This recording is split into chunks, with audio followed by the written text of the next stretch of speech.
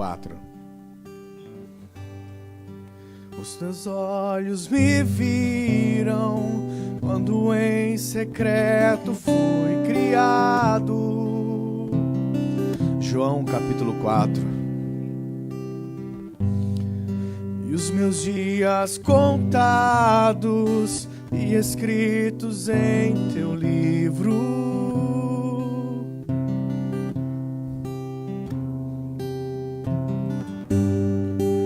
com sopro divino puseste vida em mim.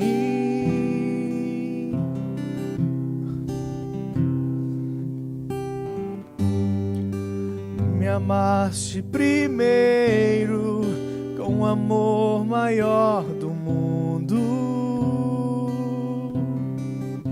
João capítulo 4, verso 1. Diz assim a palavra do Senhor: Os fariseus ouviram falar que Jesus estava fazendo e batizando mais discípulos do que João, embora não fosse Jesus quem os batizasse, mas os seus discípulos. Quando o Senhor ficou sabendo disso, saiu da Judeia e voltou uma vez mais a Galileia. Era-lhe necessário passar por Samaria. Assim, chegou a uma cidade de Samaria chamada Sicar, perto das terras que Jacó dera a seu filho José. Havia ali o poço de Jacó. E Jesus, cansado da viagem, sentou-se à beira do poço. Isso se deu por volta do meio-dia. Nisso veio uma mulher samaritana tirar água e disse-lhe Jesus: dê-me um pouco de água. Os seus discípulos tinham ido à cidade comprar comida. E a mulher samaritana lhe perguntou: como o Senhor, sendo judeu, pede a mim, uma samaritana, água para beber? Pois os judeus não se dão bem com os samaritanos. E Jesus lhe respondeu: se você conhecesse o dom de Deus e quem lhe está pedindo água, você lhe teria pedido e ele lhe teria dado água viva. E disse a mulher: o Senhor não tem o que tirar água e o poço é fundo. Onde pode conseguir essa água viva? Acaso o Senhor é maior do que o nosso pai Jacó, que nos deu o poço, do qual ele mesmo bebeu, bem como seus filhos e seu gado? E Jesus lhe respondeu: quem beber desta água terá sede outra vez, mas quem beber da água que eu lhe der, nunca mais terá sede. Ao contrário, a água que eu lhe der se tornará nele uma fonte de água a jorrar para a vida eterna. E a mulher lhe disse: Senhor, dê-me dessa água, para que eu não tenha mais sede, nem precise voltar aqui para tirar água. E ele disse: vai, chama o seu marido e volte. Respondeu a mulher: não tenho marido. Disse-lhe Jesus: você falou bem, você falou corretamente, dizendo que não tem marido. O fato é que você já teve 5 e o homem com quem agora você vive não é o seu marido. O que acabou de dizer é verdade. E disse a mulher: Senhor, vejo que és profeta. Senhor, nós estamos aqui nessa manhã para poder entender um pouco da sua vontade. E nós temos aprendido, porque através do Espírito Santo o Senhor tem trazido luz ao nosso coração e ao nosso entendimento, que as palavras que são proferidas daqui de cima não são somente palavras, mas diretivas que vêm da sua parte. E sim, eu não quero somente trazer uma palavra para compartilhar com os meus irmãos, mas eu quero trazer um sentimento. Eu quero compartilhar de um coração com meus irmãos. Que nessa manhã o Senhor torne possível essas coisas, para que os nossos olhos sejam desvendados, para que o nosso entendimento seja aguçado, para que o nosso coração queime, Pai. No nome do Senhor Jesus. No nome do Senhor Jesus. Diga assim: como são preciosos os teus pensamentos. Como são preciosos os teus pensamentos por mim, amado da minha alma. Como são preciosos os teus pensamentos por mim, amado da minha alma. Senhor, te amo. Senhor, te amo.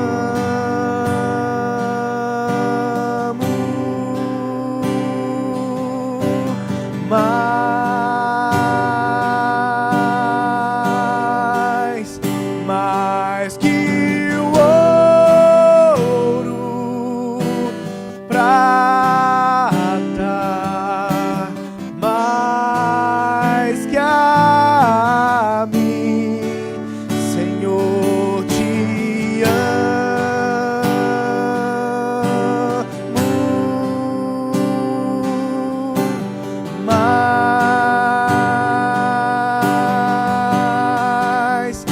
Mais que o ouro, prata, mais que a mim.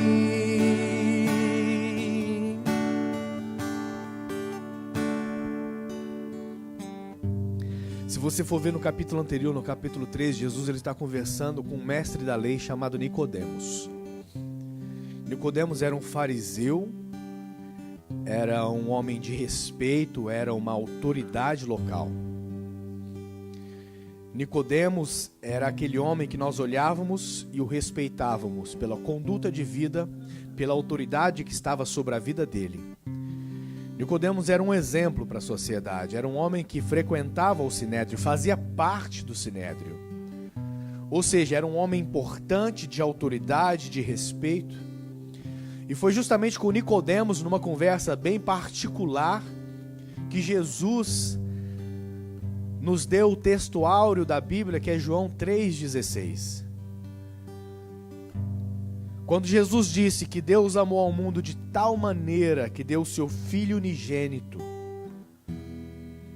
Ele não deu essa pregação para uma multidão, mas para uma pessoa, Nicodemos. E nesse capítulo de número 4, nós já vemos uma transição. Jesus ele sai aqui da Judeia para se dirigir a Galileia. E nesse percurso da Judeia para a Galileia, ele poderia ter alguns caminhos. Ele poderia ir pela costa, à beira-mar. Esse era um dos caminhos que ele poderia fazer.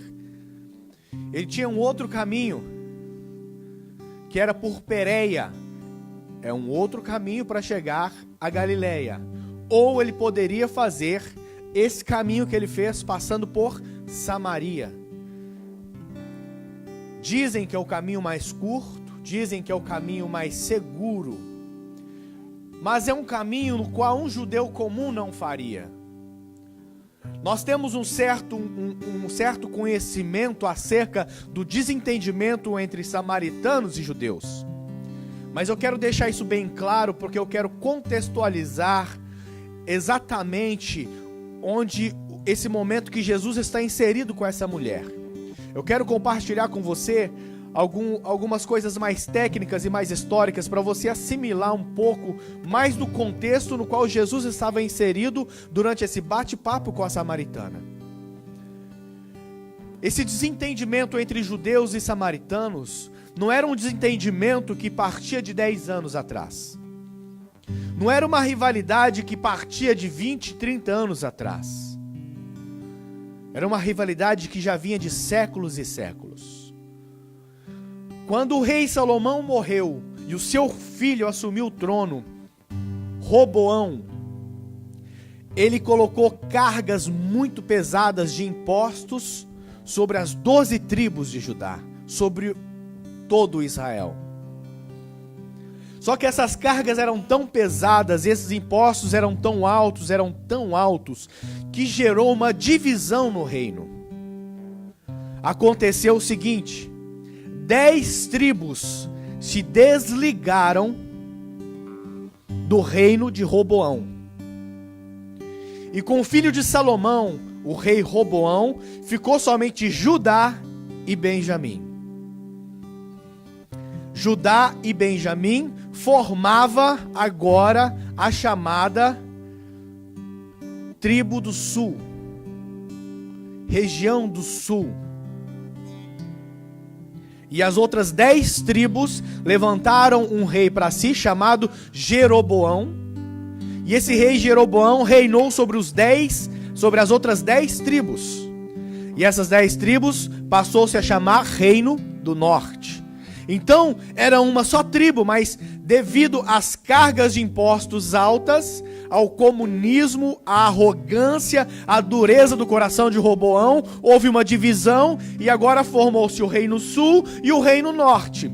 O Reino Norte formado por 10 tribos e o Reino Sul formado por somente 2 tribos, Judá e Benjamim. O Reino Norte teve 8 dinastias, que durou durante 209 anos e passou 19 reis.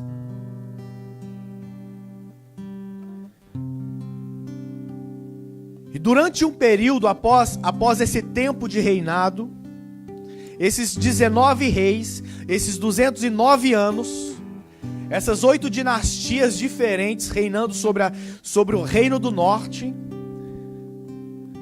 fez com que eles se desviassem cada vez mais da vontade de Deus, porque os reis não andaram segundo a vontade do Pai. E depois desse tempo, esse Reino do Norte, ele foi levado escravo, ele foi conquistado pelos assírios. E quando o Reino do Norte, que estava essas 10 tribos, foi conquistada pelos assírios, aconteceu o seguinte: os assírios tiraram aproximadamente 25 mil homens de posses, homens ricos, homens influentes, tiraram 25 mil homens do Reino do Norte e levaram para a Síria. E eles fizeram uma troca. Esse rei pegou 25 mil assírios e colocou no lugar desses 25 mil que foram levados escravos. E o que aconteceu? No meio do Reino do Norte, houve uma mistura, não somente mais Israel, ou o povo de Israel, mas agora Israel estava misturado com os assírios. E os assírios começaram a se casar com as mulheres israelitas. E os homens israelitas começaram a pegar as mulheres assírias para casamento. Ou seja, houve uma mistura, uma miscigenação. E foi aí que deu-se início ao povo samaritano. As outras 2 tribos, Judá e Benjamim, conhecido como Reino do Sul, permaneceram sem se contaminar etnicamente. Não misturaram. A tribo de Judá e de Benjamim é o povo judeu. As 2 tribos é o povo judeu. E as outras 10 tribos, o povo samaritano. Mas por que deu esse desentendimento? De onde que surgiu esse ódio? Porque os 2 não se toleram. Se tivesse um samaritano e um judeu naquela época aqui, eles não poderiam cultuar juntos, seria impossível isso. Seria impossível. Você colocar um judeu e um samaritano junto no mesmo ambiente, eles não frequentariam. Talvez alguns negociantes judeus negociavam com samaritanos por lucro ou por conveniência. Mas a maior parte deles não, evitavam inclusive isso. E quando o reino Passou um tempo, o Reino do Sul, ele foi levado escravo, quem lembra? Dos 70 anos de cativeiro dos judeus na Babilônia. E quando eles saíram do cativeiro, depois de 70 anos, que eles saíram da escravidão da Babilônia, estavam retornando para Jerusalém, e eles queriam, o povo judeu queria reconstruir Jerusalém, queria reconstruir o templo. Então, o povo judeu chegou com toda a disposição para reconstruir o templo em Jerusalém. De repente vem quem? Vem os samaritanos e propõe uma aliança e fala assim: vocês são judeus? A gente também é parente, a gente está meio misturado, mas nós somos parentes. Vamos fazer uma aliança, a gente ajuda vocês a reconstruir Jerusalém. A gente ajuda vocês a reconstruir o templo. Mas os judeus desprezaram essa aliança com os samaritanos. Tem alguns comentaristas, inclusive o Valdeli citou um ontem, Hendricks, Barclay, que diz que eles rejeitaram essa aliança não por causa da miscigenação racial, não porque eles eram um povo misturado, não porque eles já deixaram de ser judeus puros e se tornaram misturados, um povo híbrido, não. Eles rejeitaram por causa do sincretismo religioso. Eles rejeitaram porque esse povo que antes era judeu e agora tornou-se um povo híbrido, não somente tornou-se híbrido na raça, mas também na adoração a deuses. Se tornou um povo pagão que adorava aquilo que não conhecia, e o próprio Jesus disse isso. Então eles rejeitaram. E nesse momento da reconstrução de Jerusalém e do templo de Jerusalém, os judeus foram impedidos, por quê? Porque os próprios samaritanos, que proporam aliança, ao invés de se tornarem aliados, tornaram-se rivais, e impediram e atrapalharam e foram contra os judeus, e não foi realizada a reconstrução do templo e de Jerusalém. Ali deu-se início a um grande desentendimento que duraria séculos e séculos. Só que não acaba por aí. Não termina por aí. Se terminasse por aí, tudo tranquilo. De repente você vai ver um pouquinho mais além. Você vê no capítulo 4 de Neemias. Neemias durante a reconstrução das muralhas. Quem se levanta contra a reconstrução? Os samaritanos. Os samaritanos tentaram impedir a reconstrução das muralhas no momento em que Neemias estava reconstruindo. E se você for ver um pouquinho antes em Esdras, no capítulo 3 e no capítulo 4, quem lembra do capítulo de Esdras, está na Bíblia. Durante o retorno, durante essa fase de reconstrução, de recomeço, no capítulo 3 e no capítulo 4 de Esdras, você vai ver os samaritanos se levantando mais uma vez contra os judeus, impedindo de prosseguir naquele propósito no qual estava no coração deles. Ou seja, os judeus se levantavam para reconstruir, para organizar Jerusalém, para organizar o templo, para organizar a sua vida, e os samaritanos impediam isso, indo com toda a força, se tornando grandes rivais. O ódio era absurdo entre esses dois povos. E para finalizar, para fechar a tampa da panela, levantou-se depois de um tempo um general, um comandante, um governador judeu, que destruiu o templo que os samaritanos construíram no Monte Gerizim para rivalizar com o templo de Jerusalém. Uau! Que salada mista! Pois é um contra o outro. Foram séculos e séculos de desentendimento. Então, quando nós lemos na Bíblia que os judeus não se davam com os samaritanos, nós temos que entender que não era um desentendimento de 1 ano atrás e nem de 10 anos atrás, mas de séculos. Era um ódio que era passado de geração em geração. Era uma rivalidade que era passada de geração em geração, de família para família, de avô para pai, de pai para filho, de filho para neto. E isso ia sendo alimentado. que chegou num ponto em que Jesus estava nesse momento, no qual os samaritanos e os judeus, embora vivessem próximos uns dos outros, não se falavam, não se comunicavam, não se socializavam, porque não se toleravam. Mas, mano, é uma história de séculos e séculos. E eles não tinham a verdade sobre a sua vida. Nós vamos ver o que acontece quando a verdade se revela a uma pessoa. E nós até podemos entender isso. Esse ódio e essa rivalidade. O que não dá para entender é o ódio e a rivalidade que está nos nossos corações acerca do próximo. O que não dá para entender é o ódio e a rivalidade que está nos nossos corações com o nosso colega de trabalho. O que não dá para entender é o ódio e a rivalidade que está no nosso coração acerca do meu irmão. O que não dá para entender é essa falta de tolerância com o próximo. Minha e sua não existe, não dá para entender isso. O que não dá para entender é um não falar com o outro. É um não se abrir com o outro, é um não estender a mão com o outro, é um não se aliançar com o outro, é um não andar junto com o outro. O que mais nós vemos hoje é rivalidade. Rivalidade no trabalho porque um quer ser melhor do que o outro. Porque um quer ter zangueô mais do que o outro. Porque um quer ser chefe do outro. É rivalidade no ciclo de amigos porque um quer ser mais inteligente e mais esperto do que o outro. Um quer obter mais vantagens do que o outro. É desentendimento dentro das igrejas. Por quê? Porque um quer ter um ministério de mais relevância do que o outro.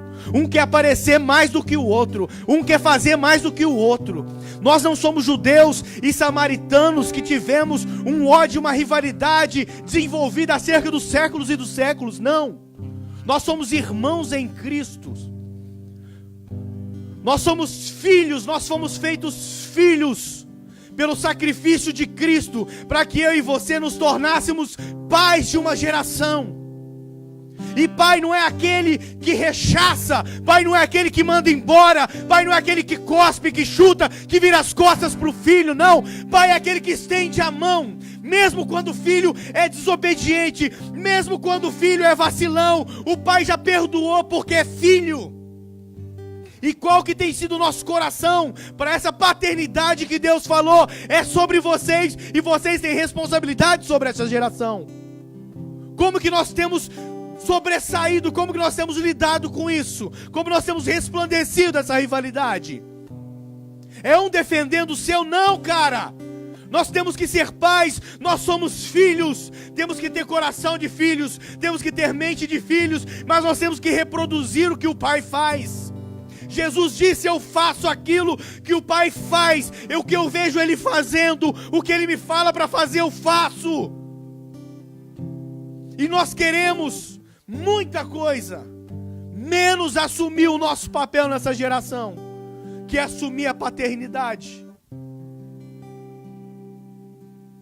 Porque embora nós não tenhamos nenhum vínculo do século passado para esse, nós não temos uma amizade ou um conhecimento de 200 anos. Quem se conhece aqui? Qual família se conhece há 100, 200 anos? Nenhuma. Qual família dos seus amigos, do seu ciclo de amigos, que se conhecem há mais de 200 anos? Nenhuma. Não é um ódio que foi inserido no seu coração desde quando você era um bebê, igual o caso de judeus e samaritanos. Pelo contrário, você como essa samaritana, eu como essa samaritana, tive o amor de Jesus estendido para as nossas vidas. E Ele transformou a nossa vida, nos estendendo a mão e falando: vem cá, vocês são meus irmãos, nós somos filhos de um mesmo Pai. E curou as nossas feridas, curou o nosso coração, curou a nossa alma, nos deu uma nova vida, restituiu a nossa honra, honra que nós já havíamos perdido, restituiu o que nós não merecíamos. Mas Ele fez isso para que eu pudesse ser extensão do que o Pai é. Estender a mão para o próximo, amar o próximo, independente de erros, independente de acertos. independente de obediência ou desobediência, independente de gostos. Eu tenho que estender essa paternidade. E uma coisa que me chama a atenção: se o Davi pecou contra mim, antes dele pecar ele já está perdoado, porque ele é meu filho. Mas quando eu vou estender essa paternidade para o próximo, se o próximo pisou na bola comigo, é um vacilão, é um vacilão, é um vacilão, e eu não quero nem ter perto. Mas eu não fui chamado para rechaçar ninguém, eu fui chamado para aproximar essas pessoas, para ser cura para essas pessoas.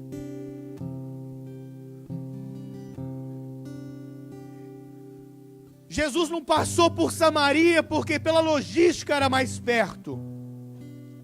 Quem vive por logística sou eu e você. Jesus não passou por Samaria porque era o caminho mais seguro ou porque era o caminho mais curto. Jesus não faz caminho mais curto.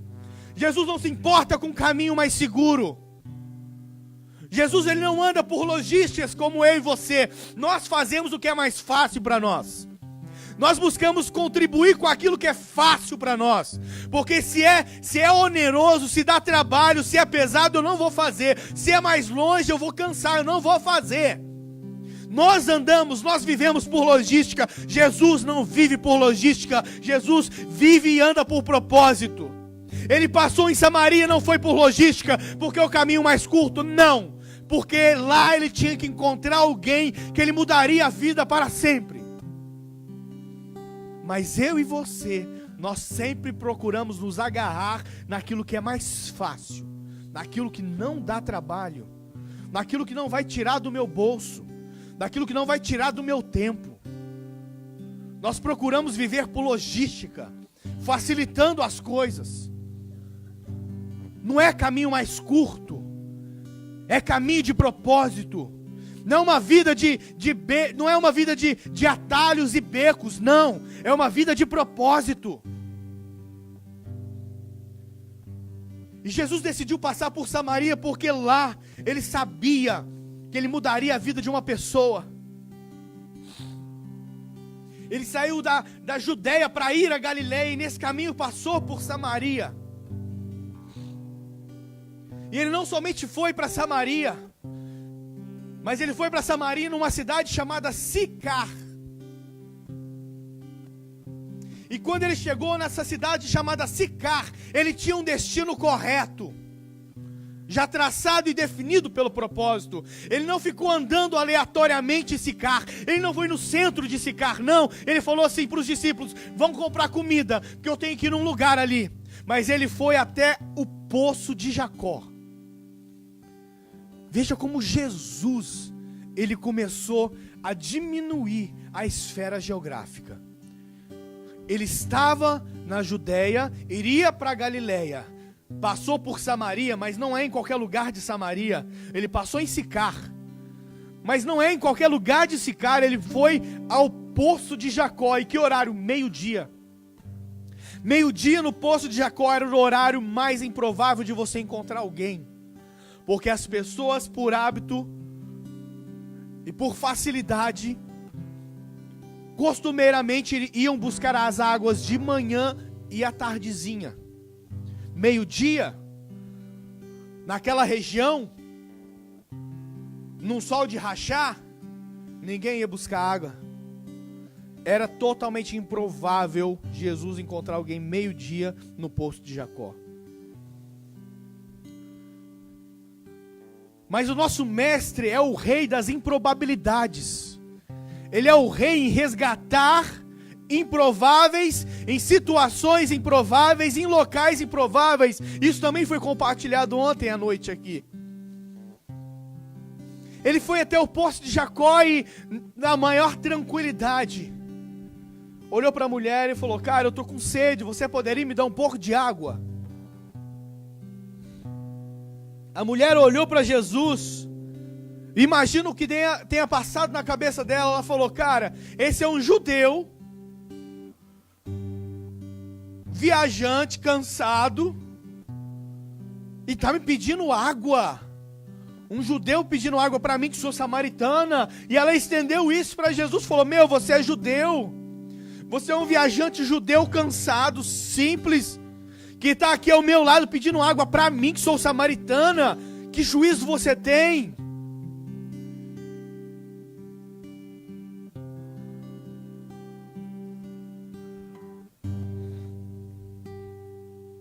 E Jesus deu uma resposta que é meio sem noção, meio sem nexo. Se a gente seguir e parasse aqui, nós não entenderíamos. Mas ele falou: se você me pedisse água, eu te daria água viva.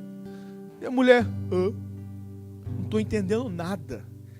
Por quê? Porque ele não tinha nada para tirar água do poço. O poço era fundo. E Jesus falou um negócio meio sem noção. Ele estava transicionando de uma conversa, de um diálogo normal para algo espiritual. E ela não entendeu aquilo. E ela falou: mas você não tem nem balde para tirar água aqui, cara. Como é que você vai buscar água lá embaixo? Essa água é funda.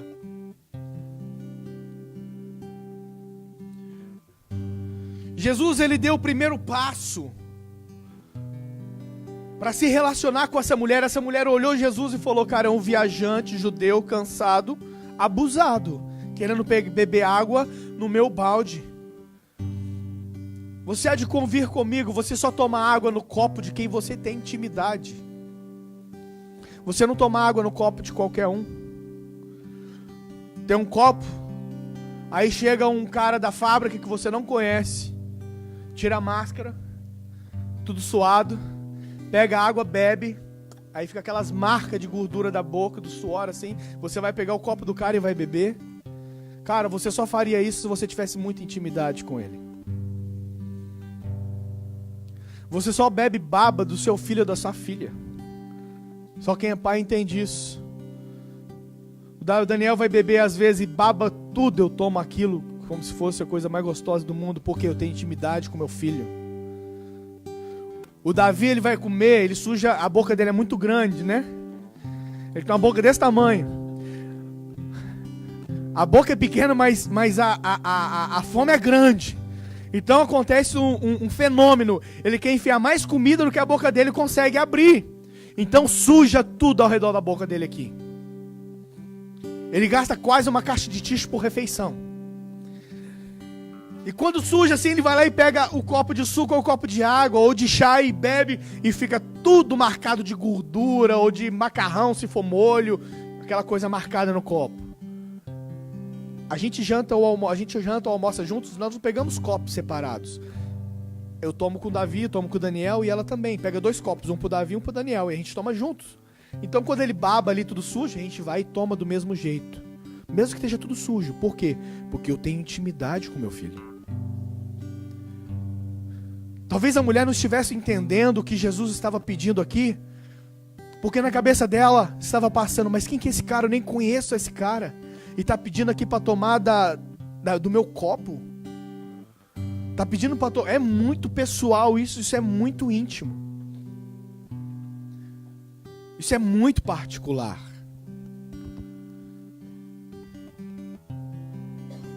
E Jesus falou: cara, eu vou te dar uma água que você nunca mais vai ter sede.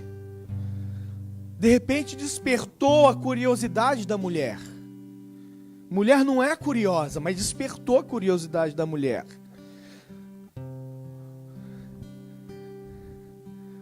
Fala para a mulher assim: eu queria conversar com você, mas à noite a gente conversa. Fala isso de manhã para ela, para tu ver. Quase não é curiosa, vai ficar o dia inteiro te apurrinhando para pelo menos falar sobre o que é o assunto. Jesus despertou a curiosidade da mulher como? Cara, você vai tomar de uma água e nunca mais você vai ter sede. Ela: opa, eu não vou ter que vir buscar mais águas aqui. Porque quando a mulher vinha buscar água no poço, ela sentia mal. Porque aquela mulher era tida como uma mulher dada à vida. Uma mulher amaldiçoada, uma mulher da vida. Uma mulher sem moral, uma mulher sem respeito. Então era uma tortura para ela ir até o poço para tirar a água. E quando Jesus falou: eu vou te dar uma água e essa água vai te saciar de uma forma que você nunca mais vai precisar vir buscar água aqui, despertou a curiosidade nela. E ela falou: eu quero. Veja bem, Jesus fez tudo. Aproximou o relacionamento. E Jesus falou assim: vai lá e busca o seu marido. E ela pegou de forma muito seca e falou: não tenho marido.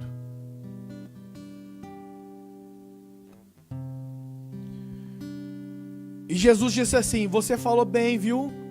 Porque você disse a verdade. Você já teve 5 maridos e esse que você está não é o seu marido. E a mulher olhou para Jesus e falou: cara, você é profeta.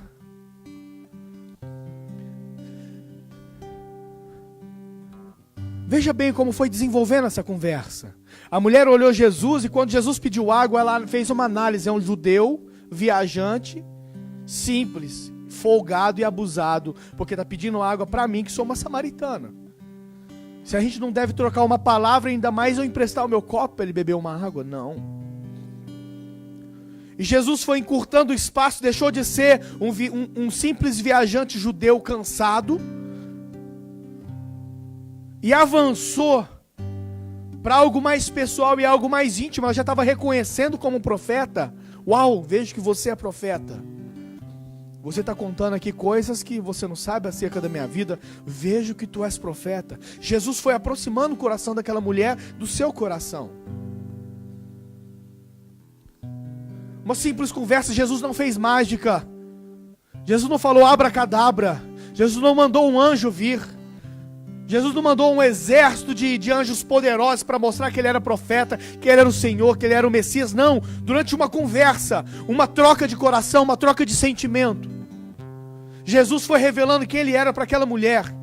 E de um desconhecido viajante, ele já tornou-se o que nesse momento? Um profeta. Só que não para por aí. A conversa avança. A conversa avança. E de repente ela fala: meu, eu vejo que realmente você é o Messias. A conversa avançou de uma forma que Jesus passou de um simples viajante desconhecido para profeta, e de profeta para Messias. Ali havia uma revelação do Pai acerca de quem era o Filho para aquela mulher samaritana, mais improvável de todas.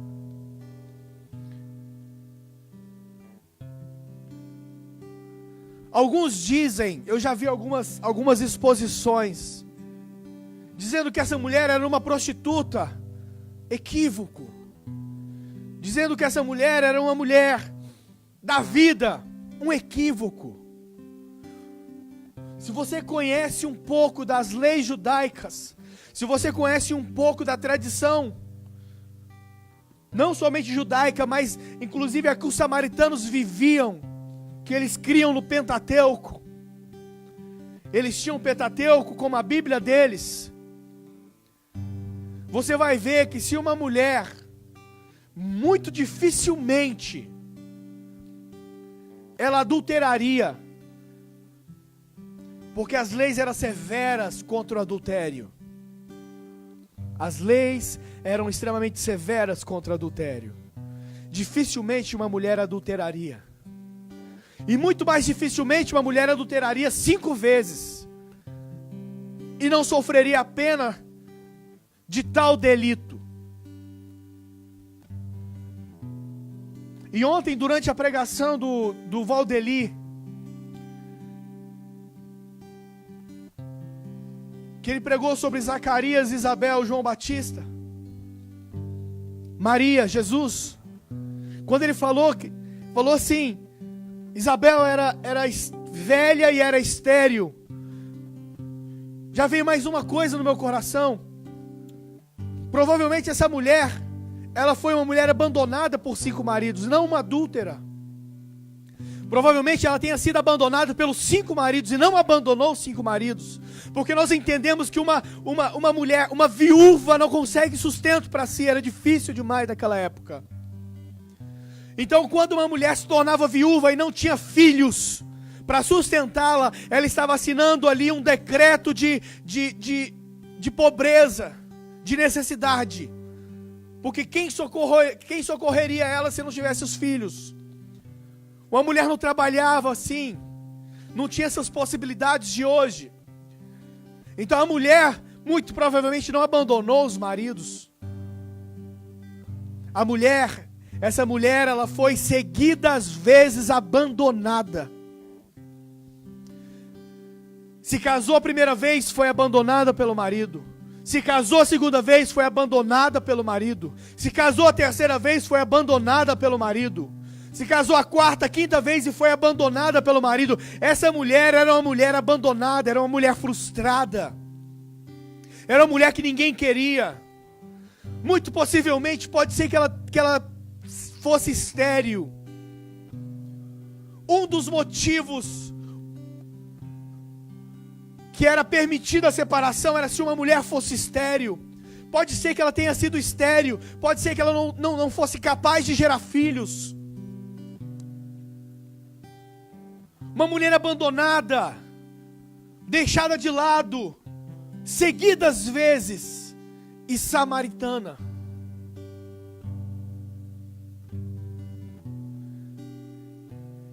Essa mulher era o retrato daquela cidade de Sicar, de Samaria. Imagina como é o coração de uma mulher que foi abandonada. Imagina o coração de uma mulher que foi abandonada uma vez. Agora imagina o coração de uma mulher que foi abandonada 5 vezes. Uma mulher sem perspectiva de vida. Uma mulher sem alegria. Uma mulher sem moral. Uma mulher que era vista como amaldiçoada, como uma mulher da vida. Uma mulher que ninguém queria ter perto. Uma mulher que ninguém queria se relacionar. Uma mulher que ninguém queria ser amiga ou amigo. Uma mulher que não recebia abraços, que não recebia um ombro amigo para chorar há muito tempo. Uma mulher que não recebia um carinho e uma atenção de um amigo verdadeiro há muito tempo. Era esse o retrato da samaritana, uma mulher abandonada, triste, sem amigos, sem ninguém, sem perspectiva de vida. E Jesus não somente transmitiu palavras para ela, mas quando Jesus começou a falar com ela, olho no olho, face a face, Jesus estava devolvendo a honra, estava restituindo a honra para ela. Quando Jesus gastou esse tempo face a face com ela, Jesus estava devolvendo a honra a ela. Jesus estava fazendo algo muito perigoso, porque para os judeus mais radicais, eles não cumprimentavam mulheres em público. E alguns desses judeus, essa parte mais radical, não poderia nem falar com a sua própria esposa em público. Então você imagina Jesus, um judeu, falando com a mulher que era tida como mulher da vida, com a mulher que não valia a pena estar perto. A mulher levou um susto, mas depois que ela entendeu aquele ato, ela entendeu que aquilo era uma devolução de honra, que Deus estava restituindo, que Jesus estava restituindo a honra com ela, falando face a face, conversando como um amigo. Mas tenha certeza, não foi as palavras, não foram as palavras de Jesus que fizeram a diferença na vida dela, mas foi o coração de Jesus, foi o sentimento, foi o coração que Jesus estava transmitindo, transferindo para ela. A minha mãe, ela morreu, eu tinha 10 anos, 10 para 11 anos. Eu lembro assim perfeitamente, tudo, exatamente como aconteceu, tudo. E logo que eu recebi a notícia que ela morreu, muitas pessoas vinham e sentavam comigo e falavam: ah, sua mãe foi para um lugar melhor, você tem que ser forte, você tem que ser isso, você tem que ser aquilo. Palavras bonitas para me encorajar. Você é mais velho, você tem que levar os seus irmãos, tem que fortalecer os seus irmãos. Palavras bonitas, palavras para me encorajar, mas nenhuma dessas palavras faziam sentido. Nenhuma delas mudava o que estava no meu coração. Meus tios, meus primos, meus amigos da escola, meus amigos da rua, todo mundo me abraçava e falava um monte de coisa, mas nada daquilo mudava. Nada. Não fazia sentido aquelas palavras, porque o meu coração estava tão destruído que não seriam palavras que reconstruiria ele. O meu coração estava tão triste, tão destruído, tão esbigalhado, tão frustrado, tão desesperado, que aquelas palavras não faziam sentido nenhum para mim. Pode ser que essa pessoa nem lembre, mas veio uma pessoa, chamava-se Adriana, ela era bem mais velha, deve ser uns 20 anos mais velha do que eu. Ela tinha perdido a mãe dela, há uns dois ou 3 anos antes, ela tinha perdido a mãe dela. Ela me abraçou e falou assim: eu sei que todas as palavras que essas pessoas estão lhe dizendo, não surtem nenhum tipo de efeito, porque eu passei por isso, e também foi assim comigo. O nosso coração está tão destruído, que não existe palavras que vai fazê-lo se levantar. Mas eu não vim aqui só para te dar os meus sentimentos. Eu vim aqui para te dar um abraço e falar que eu entendo o que você passou. Eu passei. Eu entendo o seu sentimento. Eu senti e eu venci. Ela não transmitiu palavras, ela transmitiu para mim naquele momento sentimento. Ela transmitiu o coração dela. E eu vou te falar, aquilo foi como um bálsamo para a minha vida. Naquele momento eu me senti fortalecido. Eu me senti vivo. Eu me senti com uma ponta de esperança. Foi exatamente o que Jesus fez com a samaritana. Você pode ver que Jesus não foi um cara que usou muitos argumentos. Jesus não usou argumentos. Jesus não usou uma teologia sistemática. Jesus não citou os profetas. Jesus não fez isso. Jesus aqui, ele transmitiu um sentimento. Ele estava aqui fazendo o quê? Transmitindo o coração dele para essa samaritana. Isso foi tão eficaz, mas tão eficaz, que ela falou: você é o Messias que a gente espera. Você é o Messias que a gente espera. Diz a palavra que ela deixou o cântaro e saiu correndo. Cara, ela abandonou o cântaro, o negócio que ela foi buscar água. Ela deixou tudo que ela estava fazendo e correu na cidade e disse assim: tem um cara lá que está dizendo tudo a meu respeito, cara. Ele é profeta. Ele é profeta, eu acredito que ele é o Messias. Vamos lá. E de repente o povo de Sicar foram até Jesus e começaram a ouvir de Jesus. Começaram a ouvir as palavras de Jesus. E naquele momento, as pessoas já não estavam mais ali, porque a mulher samaritana chamou eles para ouvir Jesus. Não, porque o povo disse: olha, a gente veio aqui realmente porque você nos chamou e falou que ele era profeta e que ele era o Salvador. A gente veio por causa disso, pela curiosidade, mas agora a gente está aqui porque nós estamos ouvindo a palavra dele e nós realmente entendemos e tivemos a revelação de que ele é o nosso Salvador mesmo.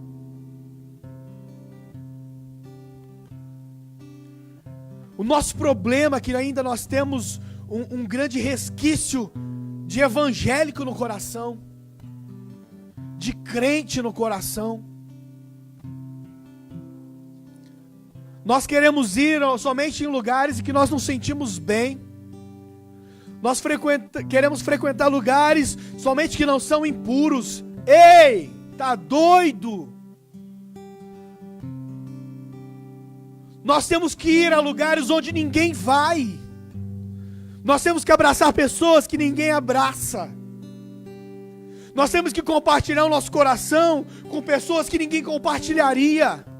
Nós temos que dar honra e devolver a honra àquelas pessoas que somente são humilhadas. Eu não estou aqui para ser tratado, eu estou aqui para tratar das pessoas que estão lá fora.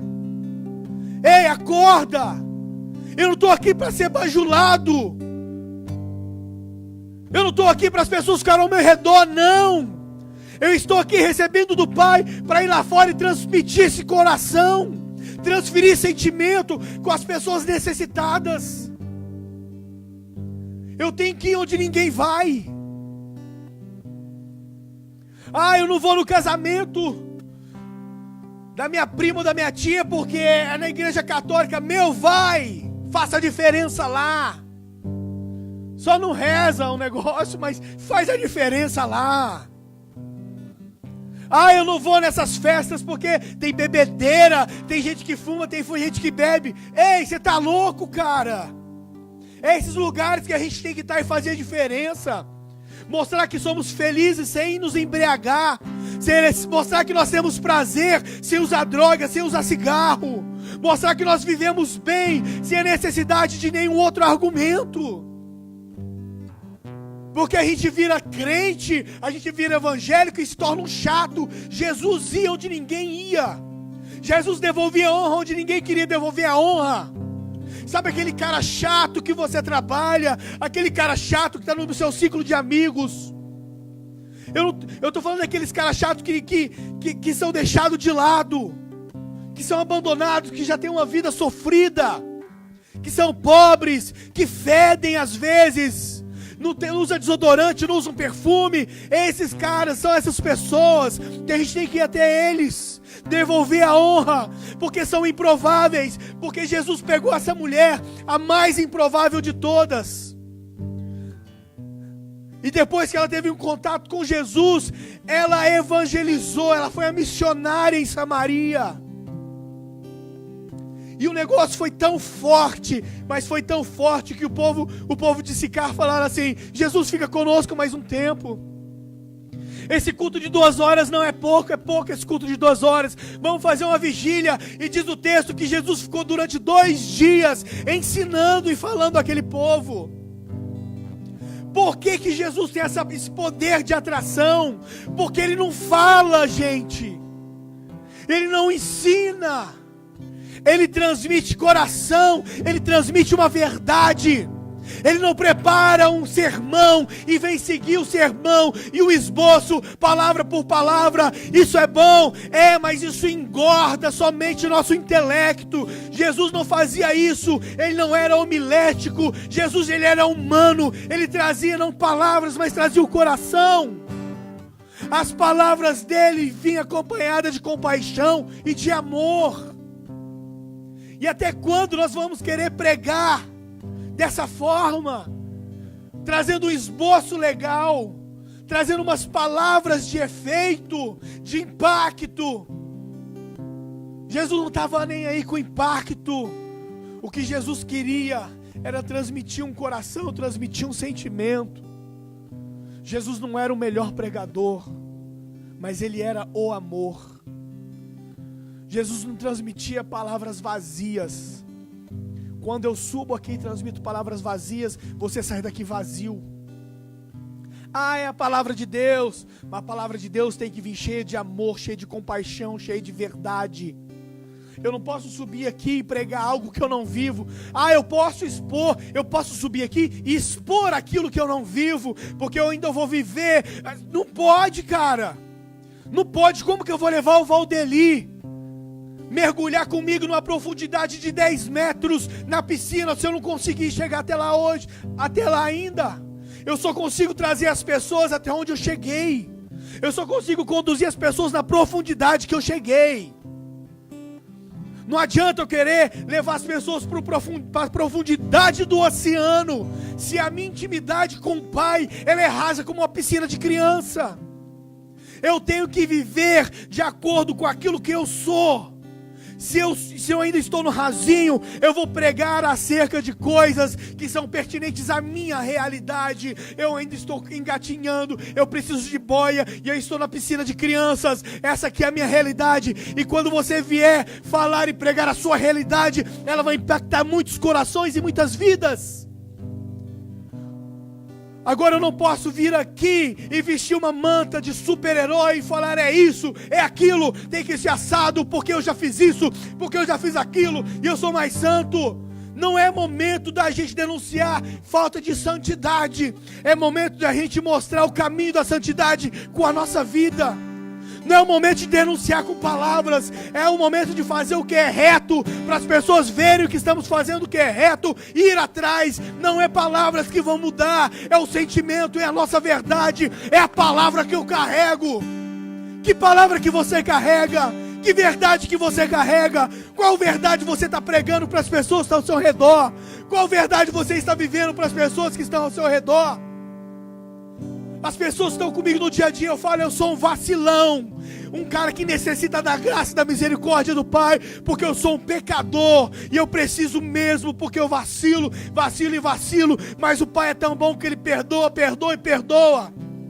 O que eu não posso chegar é falar, não, eu não peco, eu sou o cara, eu sou isso, Deus me falou isso, e Deus me falou aquilo, e Deus lhe manda dizer isso, e Deus lhe manda lhe dizer aquilo.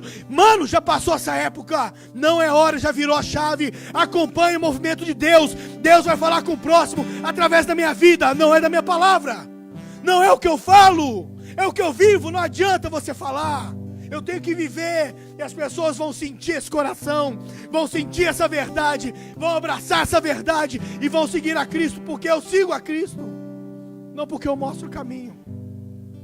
Gente, para mostrar o caminho está cheia. Nós precisamos ser aquelas pessoas que caminham com elas. Quando as pessoas vão para Israel, eu nunca fui, mas quando vão para Israel sempre tem um guia. E as pessoas seguem esse guia vai falando, aqui é isso, aqui é assim, aqui aconteceu isso, aqui aconteceu aquilo. Nós precisamos disso, nós precisamos ser isso. Vamos comigo. Mas o que aconteceu? Não, aqui aconteceu isso, vamos lá, você vai passar. Vamos comigo.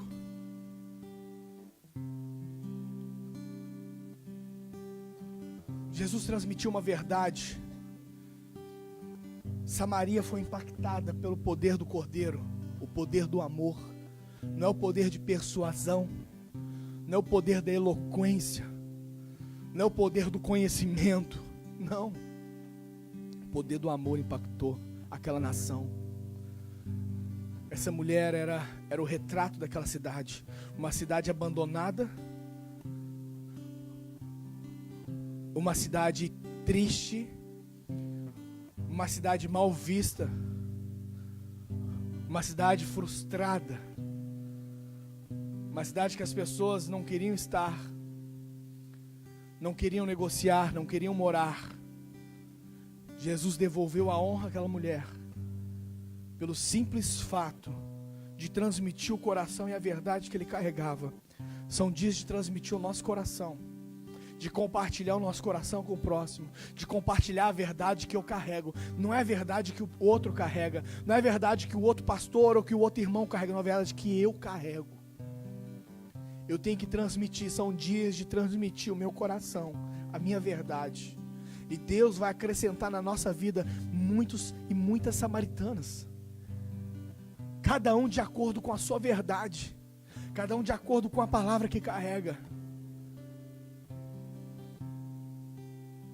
O povo já não é bobo mais. Não adianta eu chegar e subir aqui e mudar o meu tom de voz. Não adianta eu subir aqui e mudar o meu jeito de falar. Não adianta eu chegar aqui e falar assim, porque Deus enviou você, para você ouvir nesta manhã, que você tem que amar mais. Mudou. A movimentação é outra. Não é essa a movimentação de Deus mais. Deus não se movimenta conforme eu me movimento. Eu que tenho que me movimentar conforme Deus movimenta. Virou a chave. Nós temos que andar conforme a movimentação de Deus. Hoje são dias de compartilhar uma verdade, compartilhar o nosso coração. Não é compartilhar a palavra.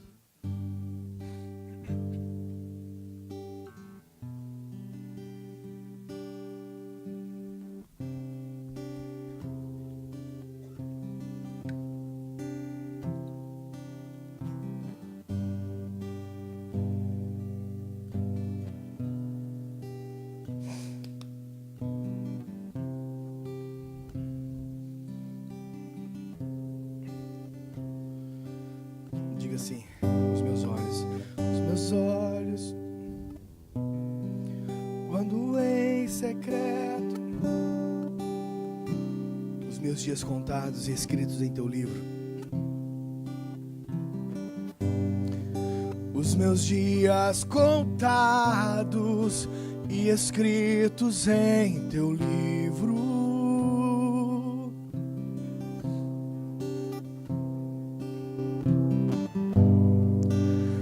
Sopro divino, puseste vida em mim. Me amaste primeiro com o amor maior do mundo.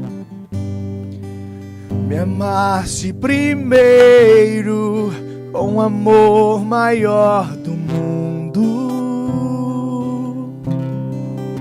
Como são preciosos teus pensamentos, preciosos os teus pensamentos por mim, amado da minha alma.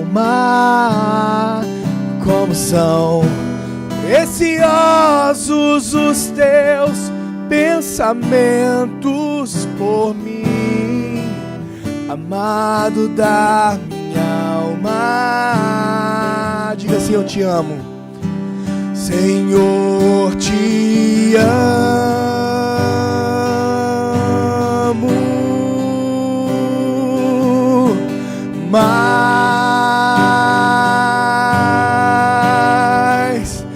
mais que o ouro, prata, mais que a mim, Senhor, te amo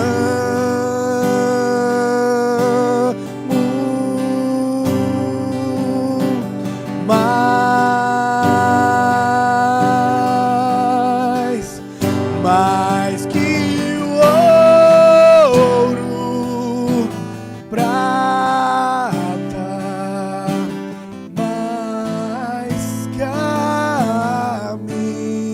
estrelas. Como teria o teu amor sem fim?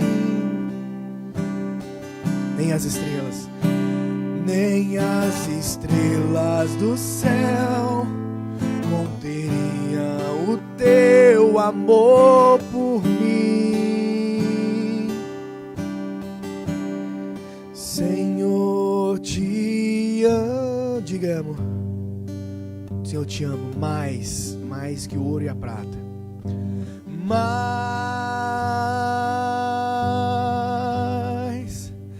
mais que o ouro, prata, mais que a mim.